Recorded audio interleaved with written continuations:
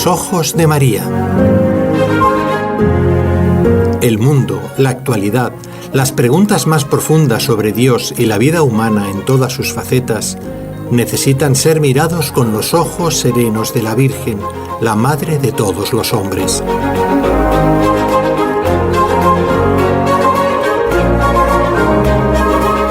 Con los ojos de María, un programa de NSE Producciones para Radio Católica Mundial, conducido por la hermana Dolores Eugenio.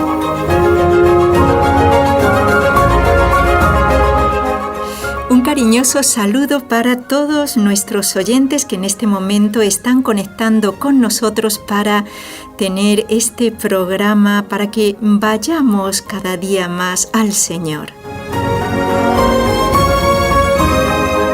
Bueno, y qué alegría pertenecer como bautizados a la Iglesia, que es precisamente de lo que vamos a hablar, y qué alegría que pronto vamos a recibir a el Espíritu Santo. Por eso, ojalá que todos nos llenemos de Él para hacer que nuestra fe seamos valientes en decir en quién creemos, por qué creemos, y eso lo conseguimos a través de esa fuerza que nos va a dar el Espíritu Santo.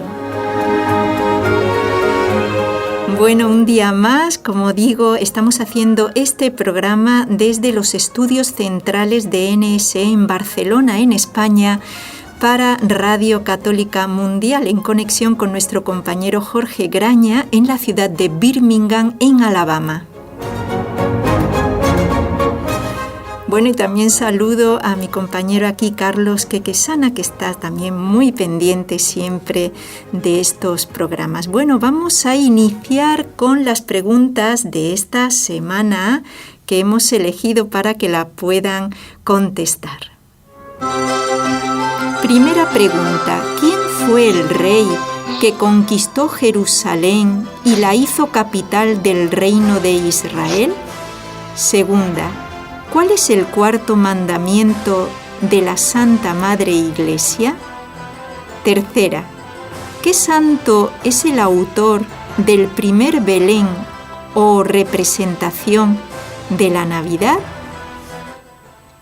Bueno, al final del programa, un poquito antes de terminar, las vamos a repetir para que la hayan copiado bien. Ahora sí, vamos a saludar a nuestro invitado, que hemos ido hasta esa isla tan preciosa. Tengo yo el honor de conocerla, de haber estado ahí viviendo, que es la isla de Puerto Rico, cuya patrona es Nuestra Señora de la Divina Providencia. Y hemos ya hecho el contacto con don Luis Ortiz. Él es diácono permanente de la diócesis de Caguas, en Puerto Rico, y bueno, le damos la bienvenida. Bienvenido al programa, don Luis. Buenos días, hermana Dolores. Un gusto estar con usted de nuevo y con los que nos escuchan a través de las ondas radiales en esta Pascua llena de alegría, donde celebramos la resurrección del Señor. Muy bien. Bueno, don Luis, como es investigador en los documentos pontificios, también tiene estudios superiores en teología y eclesiología. Él es diácono permanente, hemos querido hacer un programa precisamente de nuestra Santa Madre, la Iglesia Católica. Le quería, en primer lugar, don Luis, preguntar cuándo nace específicamente la Iglesia. ¿Cuándo nace? Okay, para contestar esa pregunta hay que hacer referencia al Catecismo de la Iglesia. No podemos decir que la Iglesia nació tal día, a tal hora, en tal lugar, sino que es algo que está en la mente de Dios, en el designio de Dios de toda la eternidad. Por eso es que la Iglesia, su origen y fundación está en Dios mismo, que ha querido establecer a la Iglesia. Dice el Catecismo de la Iglesia, el 759, que el Padre Eterno creó al mundo por una decisión totalmente libre y misteriosa de su sabiduría y bondad, y decidió elevar a los hombres a la vida divina, a la cual llama a todos los hombres en su Hijo. Dispuso convocar a los creyentes en Cristo en la Santa Iglesia, que es la familia de Dios, que se constituye y se realiza gradualmente a lo largo de las etapas de la historia humana. el mundo fue creado en orden a la iglesia, dice el 760. Decían los cristianos de los primeros tiempos, Dios creó al mundo en orden a la comunión de su vida divina, comunión que se realiza mediante la convocación de los hombres en Cristo, y esta convocación es la iglesia. O sea, la iglesia es la finalidad de todas las cosas. Así que en el designio de Dios está la iglesia presente. Así que ahí tenemos que poner la fundación de la iglesia, claro. Dentro del Evangelio, nosotros vemos cómo Jesucristo comienza a proclamar la buena nueva del reino de Dios. O sea, ya en la encarnación, en la vida pública de Cristo, en su desarrollo, en su predicación, en la convocación que hace de los discípulos que hemos escuchado comenzando el tiempo ordinario después de la fiesta del bautismo del Señor. Ahí ya vemos la intención que tenía Cristo de fundar la iglesia, cuando llama a los 12, cuando instituye la Eucaristía, también en su misterio de su pasión y su muerte. Por eso es que algunos santos de la iglesia, en el momento que traspasan el costado de Cristo en la cruz, dicen que del costado abierto de Cristo nació la iglesia. Y claro, la va preparando durante todo su ministerio público y está en la intención de Cristo de fundar la iglesia. Así que la iglesia nace precisamente por voluntad divina, nace precisamente para que convocar a toda la humanidad para que participen del reino de Dios en una comunidad que es la iglesia. Muy bien, don Luis. Vamos ahora a ver con usted, ya que usted ha estudiado en profundidad todo lo que se refiere a la iglesia, porque hay muchos que discuten que porque la Iglesia Católica tiene que ser la verdadera, pero también dentro de la Iglesia los católicos sabemos que somos católicos, pero no sabemos por qué nuestra Iglesia es la verdadera. Entonces, explíquenos un poquito por qué la Iglesia fundada por Cristo es la verdadera, para que estas personas un poquito que nos atacan o nos dicen eso, lo que acabo un poquito de expresar, de por qué la Iglesia Católica tiene que ser la verdadera y no otra, fundada por X persona.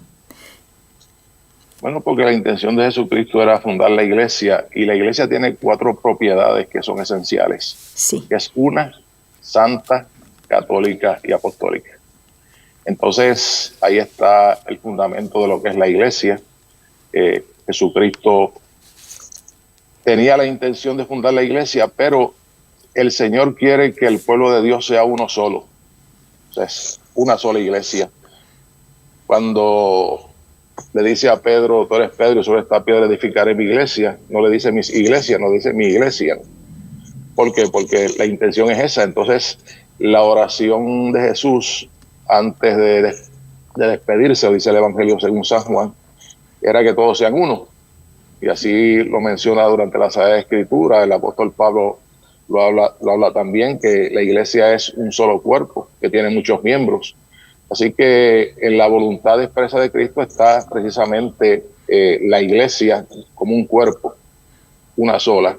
Claro, lo demás pues, las desviaciones que han tenido los hombres a través de la historia, que cada cual pues quiere seguir su criterio y no se ajusta a la verdad del Evangelio, y mantener la unidad pues siempre cuesta. Ha habido esas rupturas a través de la historia, y entonces es una situación que hoy día la iglesia está tratando de sanar con el diálogo ecuménico, tratando de que hay un acercamiento no para que la iglesia se diluya como muchas, o sea una iglesia entre tantas, y no es así, sino que sea una sola iglesia donde todos estemos bajo un solo rebaño y un solo pastor, bajo el romano pontífice. O sea, nosotros no podemos tampoco decir que la iglesia católica es la suma de un montón de iglesias, porque no es así. Y eso, don Luis, eso es lo que pretende un poquito este falso ecumenismo, que hablamos todo de ecumenismo, pero es que nos vamos a tirar, perdón por la expresión, nos vamos a tirar con hablar del ecumenismo hasta el fin de los tiempos. Este falso ecumenismo, díganos un poquito antes de pasar a la siguiente pregunta, ¿por qué hemos caído en que se habla mucho de ecumenismo, pero se ve todo como un poquito abstracto? El ecumenismo verdadero es ese acercamiento que hace la Iglesia para presentar la plenitud de la verdad católica, de la fe católica, de la verdad del Evangelio a aquellos hermanos que se han separado por fracturas que ha habido a través de la historia. Pero el falso ecumenismo no es, el ecumenismo falso no es que pues, la iglesia es una más entre tantas. Eso. Y todas las iglesias son iguales, porque a veces veo, inclusive en la mentalidad de muchos católicos, que esa es la idea, de que todas las iglesias son iguales, de que todo el mundo se salva en su iglesia donde está. Claro, la salvación es un don gratuito de Dios, pero Dios nos ha puesto una estructura visible en la iglesia con unos canales de salvación que nosotros pues tenemos que acogerlo porque es la disposición divina. Ahí tenemos la sacramentalidad de la iglesia, tenemos la estructura de la iglesia visible, jerárquica. Así es. Y entonces cuando faltan estos elementos, pues ciertamente no se puede hablar de una iglesia propiamente, que de hecho el Papa Benedicto XVI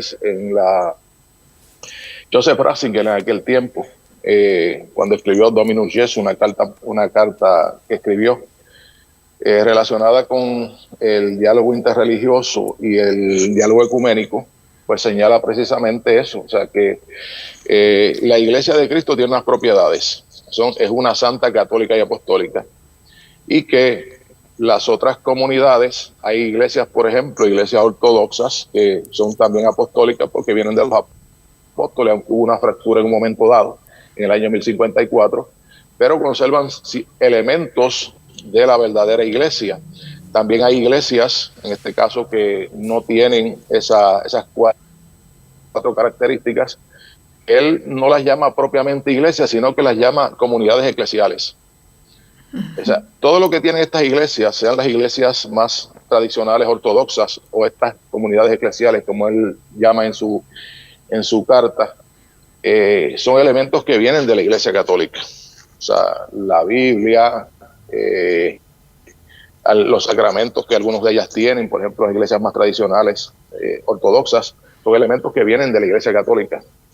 Y entonces, la misma carta, Joseph Ratzinger dice claramente que Dios también se sirve de ellos para la salvación de muchas personas, o sea que no se descarta nunca esa posibilidad, está abierta, porque Dios quiere que todos se salven, pero todo tiende a la unidad de la iglesia, a buscar la plenitud de esa unidad que está en la Iglesia Católica, porque es la iglesia establecida por Cristo, la única iglesia establecida por Cristo, la única que tiene la plenitud de los elementos de la salvación, está en la Iglesia Católica.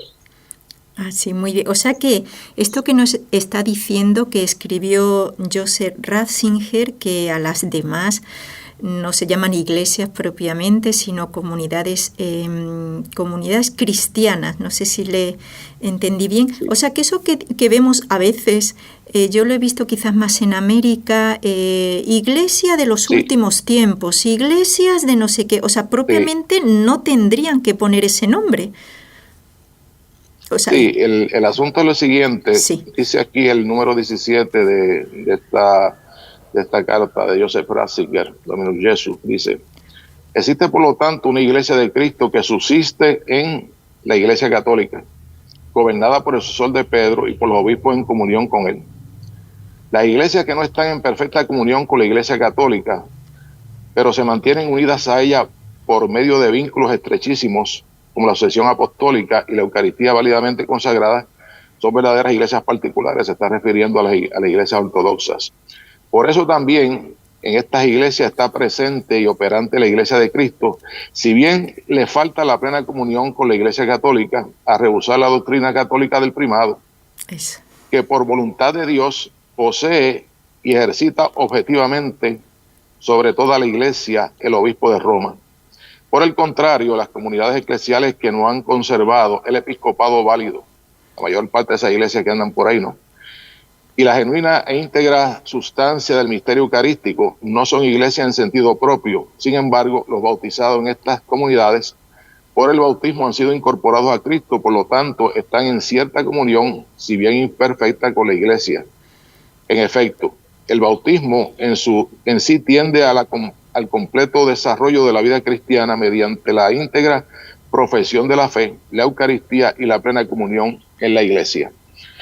O sea, hay elementos de la Iglesia Católica en las demás iglesias, ciertamente, pero lo que nos dice el documento y lo que nos enseña la Iglesia es que estas iglesias están llamadas a la plenitud de la fe católica. Por eso el diálogo ecuménico, o sea, es el acercamiento que debemos tener para presentarles de manera positiva lo que es la fe católica, entonces se integren a la fe católica. No es propiamente un ecumenismo, aunque es parte de esto, que nos llevemos bien, que tengamos buena amistad con ellos. Bueno, pues claro, tenemos que ser hermanos con todos. Pero si el ecumenismo se queda solamente en eso, en llevarnos bien, en hacer cosas juntos, pues qué bueno. Pero nos tiene que llevar precisamente a buscar esa unidad, que tiene que darse un diálogo entre personas maduras, abiertas al diálogo, que tiene que darse un diálogo para que haya una mejor comprensión de la doctrina católica. Muchas veces los hermanos separados pues no entienden la doctrina de la Iglesia. Bueno, pues hay que exponerla de una manera adecuada. Así es. Muy bien, bueno, pues don Luis, muy bien hasta ahora lo que nos está hablando, creo que está quedando muy claro, nos está dando luz en lo que siempre ha sido lo nuestro. Por lo tanto, muy bien, resumimos un poquito antes de ir a la primera pausa. Todas esas iglesias, nombres un poquito raros, en realidad no se pueden decir con el nombre de iglesia, y la verdadera es la que nos está diciendo don Luis, que tiene la sucesión apostólica y la Eucaristía. Otras se acercarán mucho, pero siempre serán incompletas. La verdad completa está en la Iglesia Católica. Bueno, vamos a hacer una pausa y volvemos en un momentito.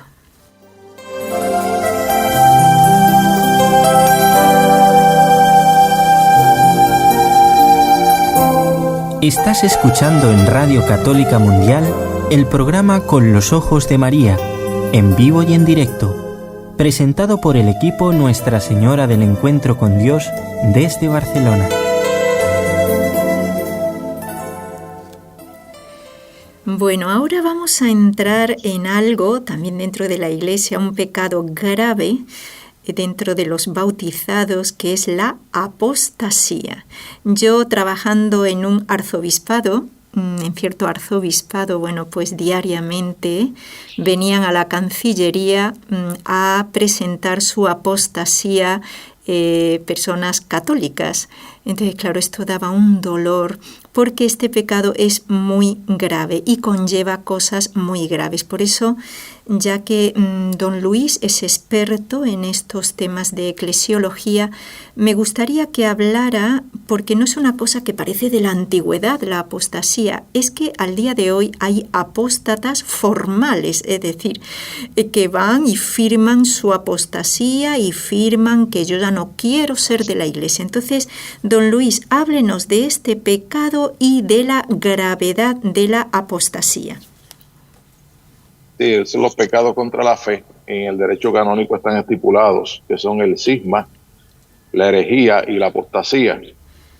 El cisma es cuando ya no se sujetan a las directrices del obispo diocesano.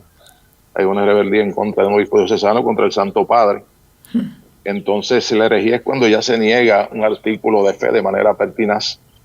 Y la apostasía, pues ya es la negación total de la fe. O sea, una persona, como bien dice usted, que ya renuncia a la fe católica de una manera formal. En este caso yo me había enterado, porque ya lo había escuchado, que llegan un documento a los obispados. Aquí en Puerto Rico no tengo conocimiento sobre eso, pero eso se debe más bien a grupos ateístas, ¿no?, que se han organizado y que fueron católicos en la infancia o durante algún tiempo de su vida, perdieron la fe y entonces ahora se identifican como ateos o agnósticos, entonces quieren renunciar de manera formal a la fe católica y entonces envían estos documentos. Ya la apostasía es la negación total de la fe.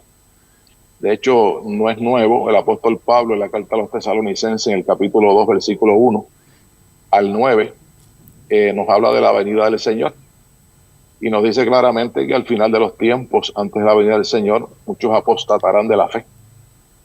Dice que nadie en modo alguno, dice el versículo 3 de segunda de Pablo a los Tesalonicenses, que nadie en modo alguno os engañe. Primero tiene que llegar la apostasía y manifestarse el hombre de impiedad, el hijo de la perdición.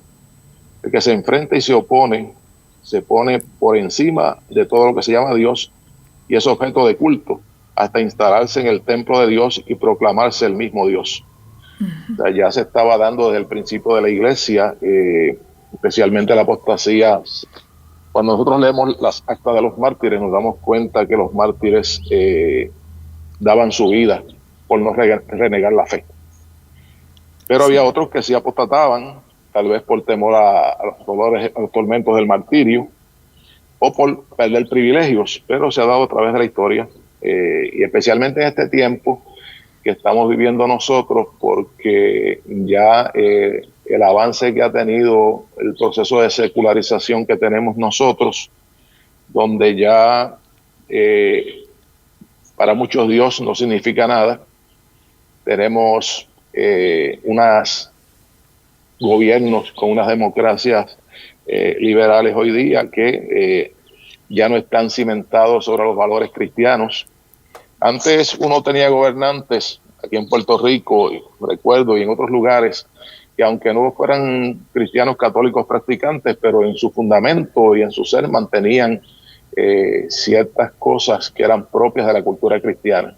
O sea, gente que defendía la familia, la constitución familiar, hombre y mujer, le daban valor a la educación cristiana, aunque ellos mismos no eran practicantes, pero ya vemos como hoy día, dentro de las mismas leyes, se legisla para que ya se ha sacado Dios de las leyes de los países, de las legislaciones, no se mencione, y se relega la fe cristiana solamente al templo y a la vida familiar. Eso era propio de los países del bloque socialista comunista en un momento dado. Pero también acá, en nuestras culturas, ya vemos como hoy día se está empujando para que entonces se elimine el nombre de Dios de las instituciones públicas bajo la ley de la separación de iglesia y Estado. Entonces es un pecado gravísimo, porque el bautismo no lo puede borrar nadie. Puede ser cristiano durante toda la vida y en la eternidad. Si te condenas, pues te condenas como cristiano. Pero la apostasía ciertamente se ha generalizado hoy día y vemos ya cómo los mismos gobiernos, las mismas leyes están empujando para que mucha gente pues caiga en ese pecado gravísimo. Yo creo que cada día tenemos que avivar nuestra fe. Nuestra fe es un regalo y un don de Dios, y no dejarnos llevar por estas corrientes que lamentablemente muchos de nuestros niños y jóvenes ya están metidos en ese ambiente. Uh-huh. Y hay otros que lo hacen formalmente, pero hay otros que ya, aunque formalmente no han apostatado, pero sí, podemos decir que ya la fe para ellos no tiene ninguna relevancia. O sea, viven como si Dios no existiera. Exacto, creen en Dios, pero viven como si no existiera. Don Luis, ¿y qué diríamos, pena cuando uno apostata formalmente? ¿Qué pena impone la Iglesia? Porque claro, es muy grave, y además, como usted dice, como el bautismo y otros sacramentos me imprimen carácter en mi alma, es decir, una cosa que no se me borra. Por eso no se puede repetir el bautismo, y creo que es la confirmación y el orden sacerdotal. ¿Qué pena incluye o impone la Iglesia al que apostata? Porque yo, si lo hago formalmente, es decir, firmo un documento y eso va, creo, a la partida de bautismo y ponen que apostate, ¿qué pasa con esta persona a la hora de la muerte, don Luis? Bueno, es una persona que ha renegado de su fe, pues ciertamente está excomulgado. Excomulgado. Pecado de excomunión. Sí. Está excomulgado y pues la Iglesia siempre da la oportunidad para que la excomunión no es que, como decimos aquí, te votaron de la Iglesia, ¿no? Sino que la persona misma se autoexcluye. Es. Pero la Iglesia siempre da una oportunidad. La excomunión viene siendo un remedio medicinal, dándole espacio a la persona que reflexione para que se reintegre nuevamente. Uh-huh. Pero claro, nosotros sabemos que una persona que muere en un pecado mortal objetivo y pertinaz, en este caso, si la persona pertinazmente muere, pues ciertamente no alcanza la salvación. se condena, y eso está en el catecismo de la Iglesia claramente. O sea, que el que muere de manera pertinaz en pecado mortal no se salva, se condena. Así es. Por eso es que estas personas, pues, tenemos que orar para que retornen nuevamente a la fe católica, y es que se han dejado llenar de ideas. Especialmente hoy tenemos muchas publicaciones, libros, escritos, programas que son hostiles a la fe católica. Las ridiculizan de una manera tremenda, rayan en la blasfemia. Eso es una cosa que es indiscutible y es lamentable, porque eso a la larga tiene repercusiones en la sociedad, porque una sociedad que se va apartando de Dios, le pasó al pueblo de Israel. El pueblo de Israel, pues, quebrantó la alianza, se fue apartando de los mandamientos, y como consecuencia vino el destierro. Son desterrados a Babilonia. Ya después de 70 años, con esa experiencia que tuvieron, pues tuvieron que reflexionar y pensar que no era que Dios los había abandonado, es que ellos se alejaron de Dios. Y entonces Dios posteriormente permitió el retorno a su tierra. Y nosotros actualmente estamos viviendo un tiempo así, un tiempo de apostasía generalizada, donde tenemos la cultura del relativismo que decía Joseph Ratzinger, Benedicto XVI, donde ya pues no hay verdades absolutas, todo es cambiante, ya no hay nada seguro, cada cual tiene su verdad, cada cual tiene su creencia de manera particular, y entonces pues ya no se hace referencia, ¿verdad?, a los valores y a la fe cristiana propiamente, a la fe cristiana. Y entonces por eso es que nosotros notamos en las comunidades como hay gente que cambia de una denominación a otra con una facilidad tremenda. O sea, ¿por qué? Porque en su interior no tienen solidez, o sea, no hay una convicción sólida de lo que es la fe. Y para eso es importante la vida de oración y la formación que uno tiene y conocer cada día su fe. Así es. Y justo con esto que está diciendo, le quería hacer una pregunta, porque yo he vivido esto, que me han dicho argumentos de personas que han dejado la Iglesia y me lo han dicho. Yo me voy de la Iglesia por los malos ejemplos de los sacerdotes. Y bueno, yo siempre, porque al que no quiere escuchar es una pérdida de tiempo quererle convencer, porque el convencimiento no es cuestión de razonarle mucho, sino que el otro quiera dejarse, ver la verdad. No es cuestión de que yo le dé miles de argumentos. Si yo no quiero, no me convence nadie. Entonces, esto que se escucha por los malos ejemplos de los sacerdotes, don Luis, ¿es esto un autoengaño o cuáles son, primero si es un autoengaño que yo y cuáles son las razones para que una persona argumente así? Porque es que, claro, algo le está pasando a esa persona, no es normal que cuántos malos ejemplos en sacerdotes, en religiosos, es verdad, bueno, en laicos también, pero mi fe es mi fe y no por algo externo yo pierdo la fe. ¿Cuál es el autoengaño? ¿Podría decir usted también con su experiencia? Es que hay una situación que tenemos que ver, y está en la misma palabra de Dios. Una cosa es ser niños y otra cosa son las niñerías, como decimos acá. Uh-huh. El apóstol Pablo dice claramente que nosotros somos niños en la fe. Le dice a una de las comunidades, ustedes son como niños, pero ya en un momento dado, él tiene que hablarle con madurez. Nosotros tenemos que ser como niños para entrar en el reino de Dios. Ciertamente la sencillez de un niño, pero tenemos que madurar en la fe. O sea, la fe nace en nosotros en el bautismo. Recibimos, ¿verdad? Tenemos esas 3 virtudes teologales. Se va desarrollando y tenemos que llegar a ser adultos de la fe. Quiere decir que nuestra fe tiene que madurar cada día. O sea, no podemos quedarnos en infantilismos. A veces nosotros en nuestra fe reaccionamos de una manera infantil. Tenemos que madurar en la fe y eso tiene que hacerse a través de la oración, de la espiritualidad, de la comunión con los sacramentos de la Iglesia y sobre todo de la formación. O sea, si yo soy cristiano católico, yo tengo que formarme. Ahí está el catecismo de la Iglesia. El catecismo de la Iglesia está preparado para que aún las personas más sencillas, que no tengan mucha escolaridad, puedan conocer lo que es necesario para la salvación. Entonces tenemos cada día que nosotros madurarle la fe con el estudio, conocer la palabra de Dios y conocer nuestra iglesia, que es lo que estamos haciendo en esta mañana. Entonces, ¿qué sucede? Que muchas veces, si esa fe no madura lo suficiente, pues caemos en una serie de situaciones de crisis que si no la sabemos afrontar, pues entonces nuestra fe se tambalea y podemos caer. ¿Cuántas veces he escuchado lo mismo? Que por el ejemplo de un sacerdote, o mal ejemplo que ha dado, pues hay gente que se escandaliza. Bueno, no solamente los sacerdotes, sino miembros de la comunidad. Nosotros tenemos que, como decía uno de mis obispos, tener los ojos fijos en Jesús. Muy bien. A ese es el que yo tengo que seguir. A ese es el que yo tengo que seguir. O sea, los demás, el obispo, el sacerdote, el diácono, el hermano de la parroquia que tantos años caminó y de momento nos dio un mal ejemplo, somos siervos del Señor que estamos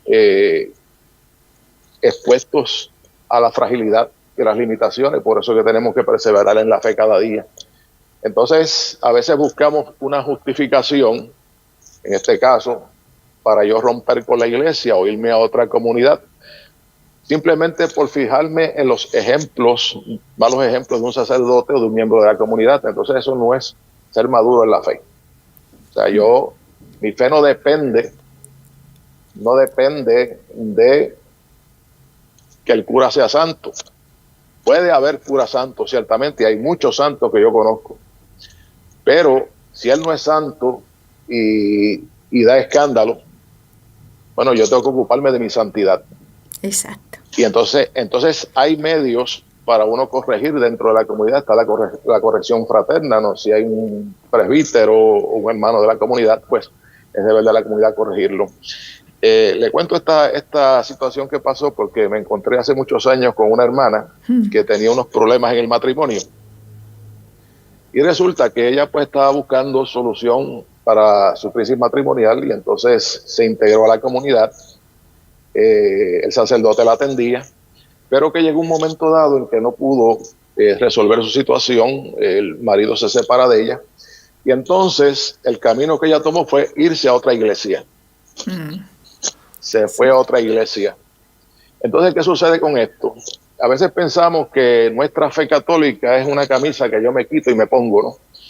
De acuerdo a mis gustos. Si no se me resuelve el problema en esta comunidad, pues tengo que cambiarla, me voy a otra. Esto es como un producto, no me sirve este producto, pues compro otro producto a ver si aquel me funciona. Y la cosa no es así. Entonces, ¿cuántas situaciones nos encontramos de personas que tuvieron un ministerio dentro de la Iglesia Católica y de momento brincaron y se fueron a otra denominación porque no hay madurez en la fe? No hay madurez. A veces uno entiende que hay personas que en su desarrollo, en su fe cristiana, se quedaron pues en un catecismo básico y por el ambiente familiar en que estaban envueltos, pues nunca esa fe maduró. Y a lo mejor más adelante en un periodo de su vida, pues tuvieron un encuentro con Jesucristo el Señor que avivó esa fe que estaba dormida. Y hay otros que, pues por circunstancias, se fueron a otra denominación. O sea, hay gente que tal vez no han madurado en la fe. Hay otros que sí tenían muy buena formación y eso es bien grave, eso es más grave todavía cuando la persona está bien formada, que entiende lo que es la fe de la iglesia, lo que es la iglesia católica y decide irse a otra denominación. Hemos tenido, por ejemplo, sacerdotes que han dejado la iglesia católica para ser ministros en una iglesia episcopal. Entonces, claro, ese tenía los medios para conocer lo que es la verdadera iglesia, pero aún así decidió separarse. Entonces eso es más grave todavía. Así es. O sea, yo creo que nosotros tenemos que cada día fortalecer nuestra fe y ante las pruebas que van a venir a nivel personal, que dices, pueden venir muchas a nivel familiar, a nivel eclesial, a lo mejor un sacerdote, una comunidad no me trataron bien en un momento dado, pues ya terminé con ellos, me voy con los evangélicos que a lo mejor son más amables conmigo, pues tampoco. O sea, uno tiene que mantenerse firme en su iglesia, en lo que uno profesa, porque tenemos que tener en cuenta que los hombres y las mujeres somos frágiles y podemos caer. Así es. Bueno, Luis, muy bien, con que me encanta con la claridad que nos habla, con ese conocimiento que usted tiene, que bueno, que nos sirve también de luz y para estar, como decía San Pablo, firmes en la fe. Bueno, vamos a la segunda pausa del programa, donde vamos a escuchar los correos para los que nos quieran escribir. ¿Quieres escribirnos ahora mismo? Puedes hacerlo al siguiente correo electrónico: conlosojosdemaria@nsradio.com.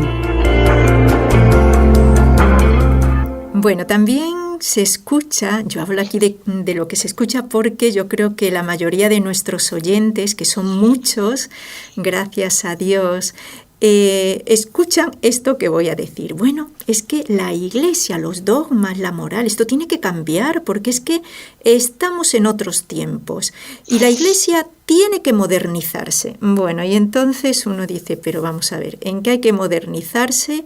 ¿O hay que modernizarse para ir con los tiempos actuales? ¿O cómo es esto? Porque yo también, con un poquito la experiencia que tengo, he oído mucho esto. La Iglesia tiene que modernizarse, la moral tiene que superarse, eso de tan anticuado. Pues, don Luis, usted, con todo lo que ha profundizado, todo lo que ha estudiado, documentos papales de los santos padres, y me consta que lo ha hecho, díganos un poquito esto, porque los dogmas, la moral, es que van cambiando con los tiempos o ciertamente son inamovibles. Oriéntenos un poquito sobre esto. Bueno, dice la palabra, dice la palabra de Dios claramente, que Jesucristo es el mismo ayer, hoy y siempre, no cambia.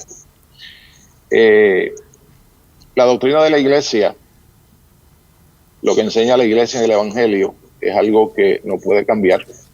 O sea, la constitución de la Iglesia es el Evangelio y es dado por Dios mismo. Es que parece que tenemos la mentalidad de que la Iglesia es una democracia parlamentaria o un parlamento donde podemos hacer enmiendas a la Constitución y cambiar los mandamientos de Dios de acuerdo a la mentalidad de la época y lo que está en boga. Eso me recuerda a mí para 1993, cuando se publica el Catecismo de la Iglesia Católica, Juan Pablo II, y había unos periodistas que estaban buscando a ver cuántos mandamientos de la ley de Dios la Iglesia había abolido. De los 10 mandamientos. Ay, y claro, Dios yo estaba buscando a ver, y estaban buscando a ver si la Iglesia había abolido el 6º mandamiento, la ley de Dios. Pues siempre se pegan por ahí. Es que la Iglesia no puede abolir nada. Nosotros tenemos el credo, ahí están los dogmas de la Iglesia, tenemos unos dogmas que están vinculados a ese credo. Y los dogmas, como dice el Catecismo de la Iglesia, y lo explica muy bien, que en número 89 existe un vínculo orgánico entre nuestra vida espiritual y los dogmas. Los dogmas son luces, esto es bien importante, son luces que iluminan el camino de nuestra fe y lo hacen seguro. De modo inverso, si nuestra vida es recta, nuestra inteligencia y nuestro corazón estarán abiertos para coger la luz de los dogmas de la fe.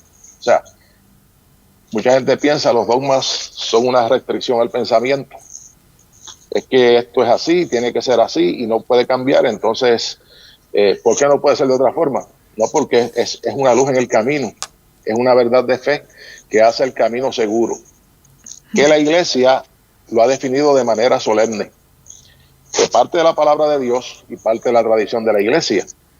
Entonces, nosotros podemos decir que los dogmas son una definición que la Iglesia nos da de manera solemne, parten de la palabra de Dios, parten de la tradición, pero se puede tener cada día una mayor comprensión de los dogmas. Eso pasa con el caso de la Asunción de María. Eso está presente en la teología de la Iglesia desde el principio. Parte de su maternidad divina, de ese sí que dijo María, de su inmaculada concepción, de su perpetua virginidad. Ella es asunta a los cielos En ninguna parte del Evangelio nos dice a nosotros María estaba acostada y los apóstoles alrededor de ella en el momento de su muerte. Eso no lo dice ahí. Pero es que es consecuencia precisamente de esa maternidad divina de María. Entonces, la Iglesia lo define como dogma, con una claridad extraordinaria, algo que ya está presente en el sentir de la Iglesia. Y ahí tenemos, por ejemplo, aquí al lado de mi pueblo, el pueblo de Calley. Ese pueblo tiene más de 200 años de fundado. La patrona es la Asunción de María. Uh-huh. Ya hace 200 años que es patrona de este pueblo, mucho antes que el Papa Pío XII definiera el dogma de la Asunción de María. Qué bonito. O sea, ya estaba presente en el pueblo. Uh-huh.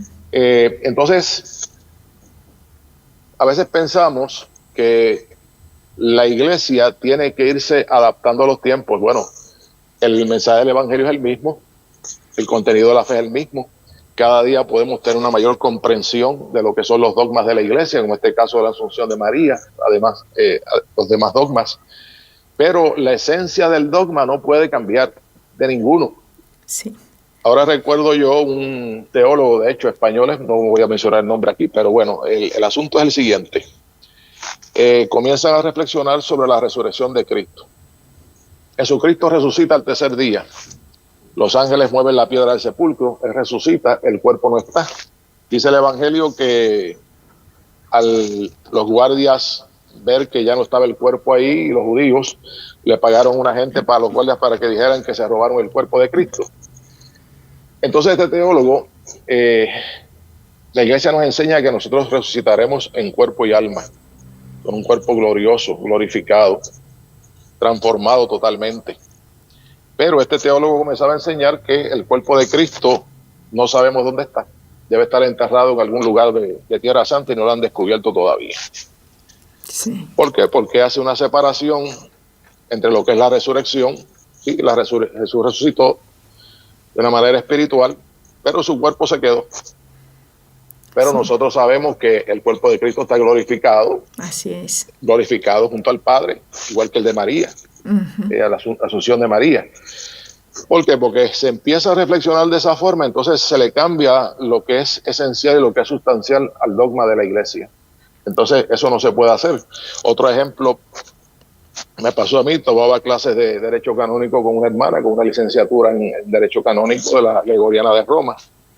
Y ella nos comenzó a decir que en un momento dado, pues en unas tribus de África, pues allá en un proceso de evangelización que tenían, había unas comunidades que para ellos la leche de la vaca tenía un significado maravilloso, igual que nosotros, porque ¿quién no toma leche en su hogar? Bueno, pues resulta que ella decía que ¿por qué en vez de pan y vino, pues no utilizamos leche y vino? Ay, leche y pan. Ay. La leche y pan. Entonces, ¿qué pasa? Que este tipo de cosas es lo que muchas veces dicen de modernizar la Iglesia, que los dogmas tienen que cambiar, que la sustancia de los dogmas tiene que cambiar. No se puede utilizar Coca-Cola y una hamburguesa, un hamburger para consagrar en la misa. Tiene que ser pan y vino porque fue lo que Jesucristo estableció. Así es. Y ahí lo tenemos nosotros. Entonces, con los dogmas, con la Iglesia pasa y con su enseñanza pasa lo mismo que pasa con la teoría de Darwin, ¿no? Venimos de los monos y brincamos a ser hombres. Entonces en la Iglesia no pasa eso. No, que antes era una cosa y hoy es otra.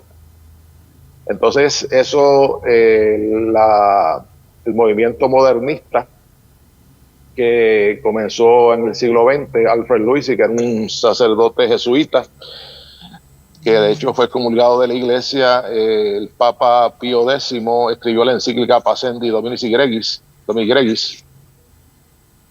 señala el modernismo con una serie de errores, y entre ellos, pues, una de las cosas es esa, o sea, querer cambiar el significado de los dogmas. Todo es cambiante, la teología bíblica, y entonces ya León XIII lo había censurado, finalmente el Papa Pío X lo excomulgó. Porque esto tiene que ver con el tema que estamos hablando hoy, y es que Jesucristo fundó la Iglesia. Jesucristo anunció el reino de Dios. Entonces este hombre decía, Jesucristo anunció el reino de Dios y como consecuencia vino la Iglesia. O sea, Jesucristo anunció el reino de Dios y como consecuencia vino la iglesia. O sea, que la iglesia no es fundada por Cristo, sino que es la misma necesidad que tiene la comunidad de organizarse y de hacer una estructura. Entonces, ¿qué sucede? Que ya la iglesia, en ese caso, viene a ser estructura de hombres. Así es. Entonces, la iglesia puede cambiar. El asunto de que la iglesia debe modernizarse, bueno, pues claro que tiene que modernizarse. Usted está utilizando los medios de comunicación para comunicarse conmigo, pues hay que modernizarse en eso. Así es. Están los medios de comunicación. Ahora mismo, hace un tiempo atrás, tenemos un ejemplo extraordinario que ha tocado mucho en la iglesia en este tiempo, es la canonización de Carlos Acutis. Este joven de 15 años, ahora yo tengo una imagen de él en casa, y resulta que en el bolsillo tiene un celular y en el otro lado tiene una cámara. Quiere decir que este joven, utilizando los medios que tenemos hoy día, pues ciertamente está evangelizando. Los medios de comunicación que tenemos, Santiago Alberione con la familia Paulina utilizó la imprenta, los medios para poder evangelizar. Esas son formas de modernizarse. Pero no en la esencia. Las parroquias, claro. En la esencia, ¿no? Las parroquias, o sea, tal vez la manera como hacemos las cosas, de la manera como nosotros llevamos el evangelio, bueno, pues tiene que estar al día. Otra cosa es que la iglesia tiene que buscar la manera de, sin perder la esencia de lo que es la doctrina y el anuncio del evangelio, comunicarlo de manera comprensible a las distintas épocas. O sea, yo hoy día no puedo hablar en el lenguaje de la Edad Media, utilizar pues un lenguaje para el hombre y mujer de hoy. O sea, tengo que adaptarlo a distintas épocas sin que se pierda la esencia de lo que es evangelio, porque hoy día pues la sociedad se sigue desarrollando. Tenemos otra sociedad muy distinta y tenemos que buscar la manera de que el mensaje del evangelio siga siendo el mismo, ayer, hoy y siempre, que no cambie, pero buscar las maneras de nosotros poder transmitir ese mensaje del evangelio para que entonces el evangelio vaya calando en cada época.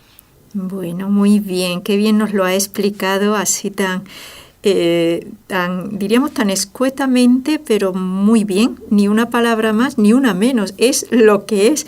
Bueno, don Luis, antes de despedirnos y que no se me olvide, vamos a dar otra vez las preguntas a nuestros oyentes para que las puedan copiar bien, y después tenía una preguntita, pero a ver si me da tiempo con don Luis, pero antes quiero con él rezar las 3 Ave Marías, y si me da tiempo termino la última pregunta, pero ahora voy a decir las preguntas del concurso. Primera, ¿quién fue el rey que conquistó Jerusalén y la hizo capital del reino de Israel?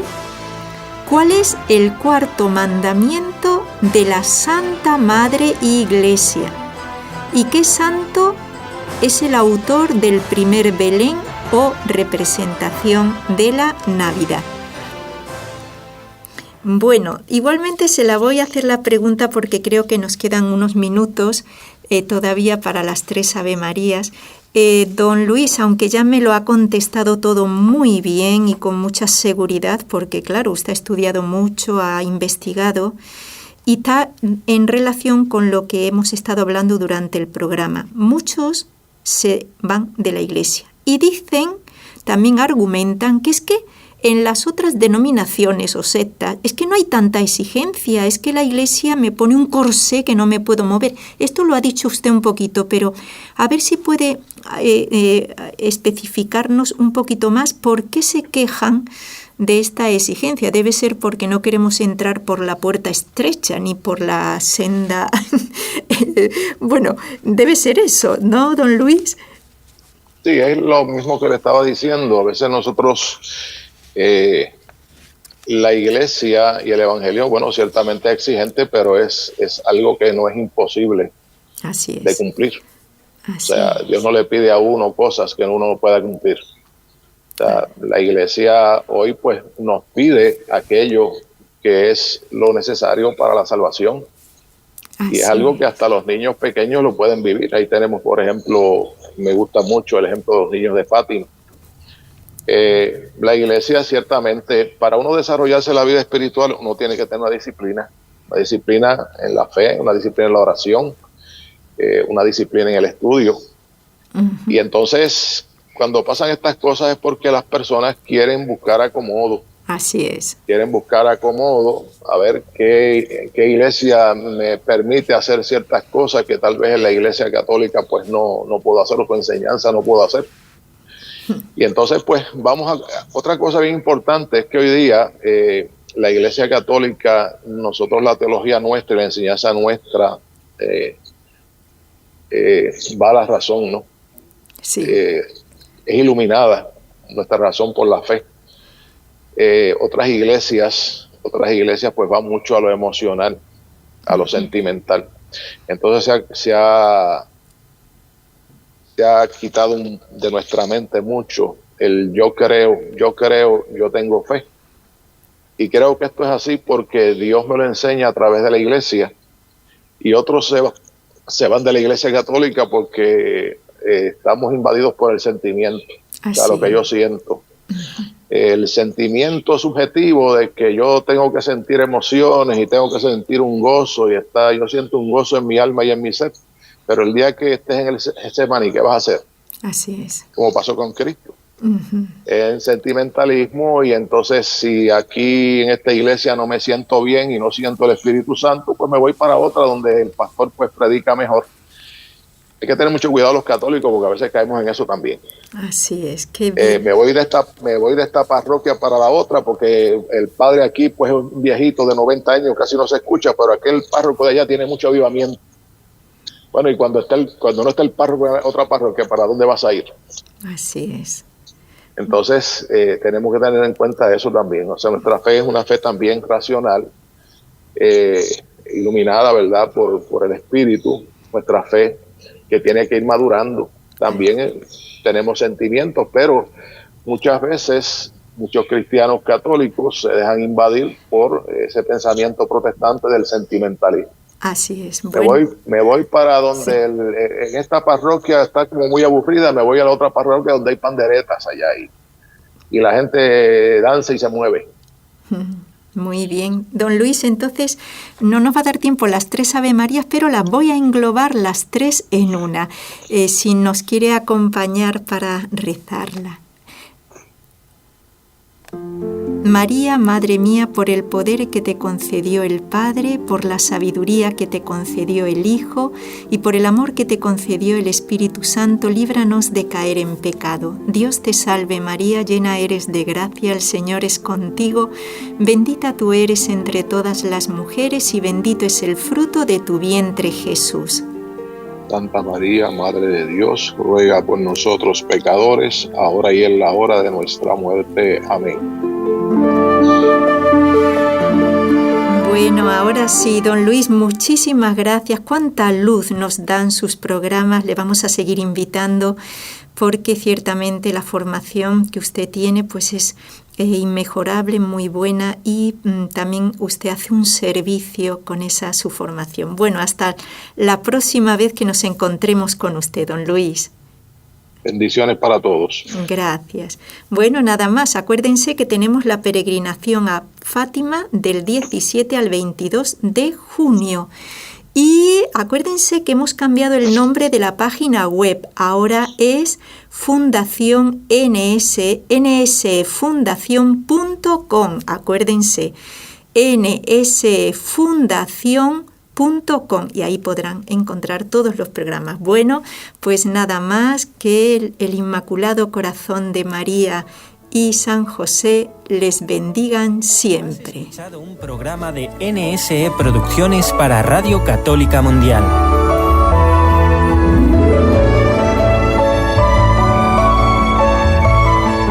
¿Quieres conocernos?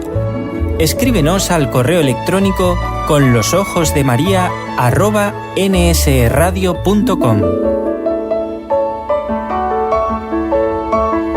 Envíanos tus sugerencias o comentarios.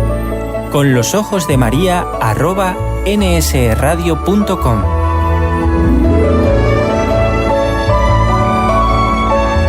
Te esperamos.